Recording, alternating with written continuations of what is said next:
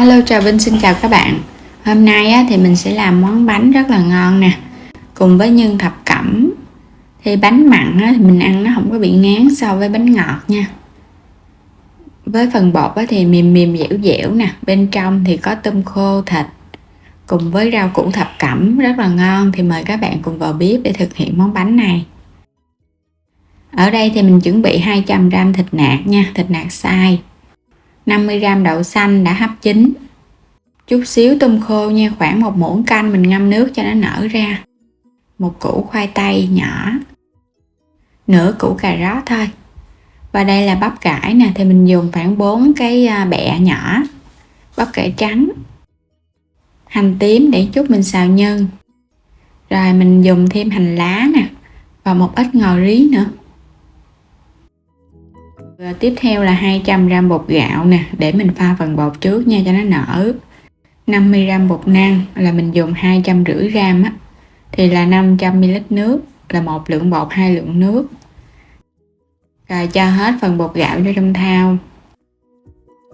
Bột năng 50g tương đương 5 muỗng canh, các bạn cho vô hết luôn nha. Rồi mình cho hết phần nước này vô, hòa tan phần bột. Hai loại bột thì cái bánh nó sẽ mềm mềm dai dai chứ không có quá dai. Bột đã tan thì mình để cho nó nở 30 phút. Bây giờ thì mình đi chuẩn bị tới phần nhân nha. Khoai tây các bạn rửa cho sạch, xong rồi cái mình cắt khoanh, cắt sợi lại, nó vuông vuông hơi to một chút.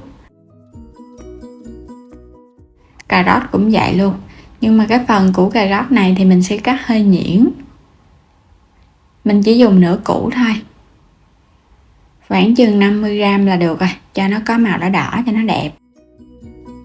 Các bạn cũng cắt hạt lựu nhỏ lại. Bắp cải thì mình rửa cho sạch, xong rồi cắt sợi, cắt cho thật là nhuyễn luôn. Rồi các bạn cắt khúc khúc lại như nè.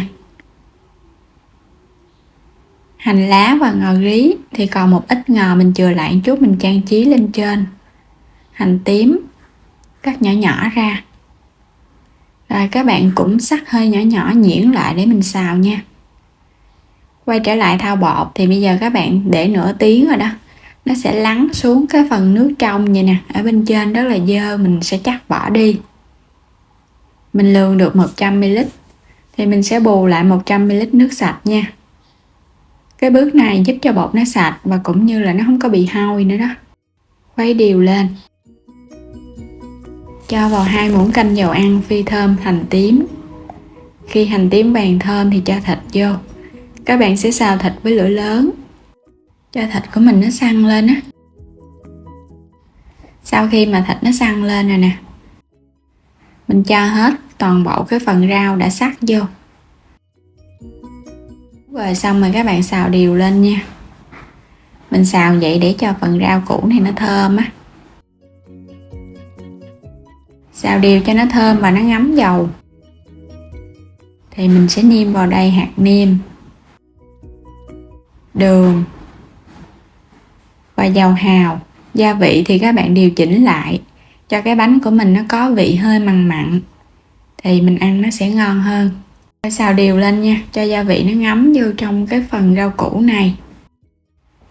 Đều hết rồi thì các bạn sẽ lấy cái phần đậu xanh mình cho vô. Tại đậu xanh đã chín rồi á, mình cho vô sau. Và cuối cùng là hành và ngò. Đảo đều lên nữa thì các bạn sẽ lấy cái thau bột mình cho vô nha. Bột mà trước khi cho vô các bạn nhớ khuấy đều lên để cho cái phần bột nó đều quá, nó không có bị lắng. Và cho bột vô, bây giờ các bạn xào. Thì mình cho bột vô như vậy là để cho bột của mình nó được đặc hơn á, để nó lỏng. Mình đảo đều với lửa vừa thôi để cho bột nó đặc lại. Bây giờ các bạn thấy bột nó đặc rồi nè, nó khô ráo nước rồi đó. Rồi mình tắt bếp luôn nha. Mình dùng những cái khuôn nhôm này và nhớ thoa dầu để chống dính nha. Các bạn có thể dùng những cái chén nhỏ nhỏ cũng được nữa. Mình thoa dầu một chút nữa bánh nó chín nó không có bị dính khuôn, không thôi là nó dính mình khó tháo ra. Xong rồi bây giờ mình sẽ múc bột vô trong những cái khuôn nhỏ. Các bạn dàn ra nha, cho nó phẳng cái mặt. Rồi mình cho tôm khô lên trên mặt nha. Dàn ra cho cái mặt phẳng nó đều nhau á, thì cái khuôn nó phải đầy luôn, cái bánh nó mới nhìn nó mới đẹp và ngon. Xong rồi nè. Mình làm xong hết rồi thì bây giờ mình sẽ cho lên đây thêm một ít lá ngò rí để mình trang trí lên trên mặt. Thì cái bánh hấp lên nó sẽ thơm hơn. Rồi bây giờ các bạn sẽ đem bánh đi hấp nha. Mình chất vô trong cái xửng hấp thì các bạn bắt sẵn cái nồi nước sôi. Mình làm tổng cộng được 20 khuôn nhỏ này nè. Rồi đi hấp bánh. Nước vừa sôi tim lên thì mình để lửa lớn mình hấp 15 phút. Sau 15 phút, bây giờ bánh nó chín rồi. Các bạn sẽ lấy ra và chờ cho bánh nguội. Bánh thì nó nguội, các bạn lấy ra khỏi khuôn nó dễ lắm. Còn nóng thì mình lấy nó không có ra đâu. Thì mình để nãy giờ được nửa tiếng. Bây giờ nó tróc ra khỏi khuôn rồi nè. Wow, nhìn hấp dẫn quá. Có đầy đủ màu sắc, nó hòa cùng với phần bột á.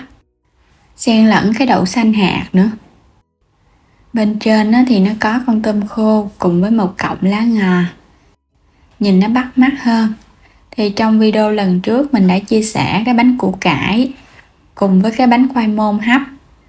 Cũng công thức như vậy nhưng mà hôm nay thì mình có thay đổi một vài nguyên liệu cho ra bánh nó sẽ ngon hơn. Mỗi một công thức thì bánh nó sẽ khác. Tùy theo sở thích mà các bạn chọn lựa món bánh để mà làm thưởng thức nha. Bánh thì bóng, mềm, bên trong hòa lẫn những củ cải nè, lá hành, xen lẫn với đậu xanh. Có dầu ăn nè, thì nó sẽ bóng hơn. Nếu như mà các bạn thích bén nước cốt dừa hơn thì thay nước lọc bằng nước cốt dừa cũng ngon nữa nha. Ăn nó sẽ có vị hơi mặn mặn, ngọt ngọt và thơm thơm. Bột thì mềm dẻo, không có bị cứng và không có quá dai. Ăn không vậy vẫn ngon. Nếu không thích ăn không, các bạn có thể ăn cùng với rau cải, mình chan thêm nước mắm chua ngọt lên. Hoặc là mình chiên vàng hai mặt giống như bánh củ cải vậy đó. Ăn nó sẽ giòn giòn và nó cũng ngon lạ miệng nữa. Bánh này thì mình ăn chơi hoặc là mình ăn trong bữa cơm cũng ngon nữa nha. Mình khỏi cần ăn cơm á. Nó vừa no và vừa đủ dinh dưỡng luôn. Thì cảm ơn các bạn đã theo dõi hết video này. Vui lòng đăng ký kênh để nhận những video mỗi ngày ủng hộ mình. Xin chào tạm biệt và hẹn gặp lại trong những video tiếp theo.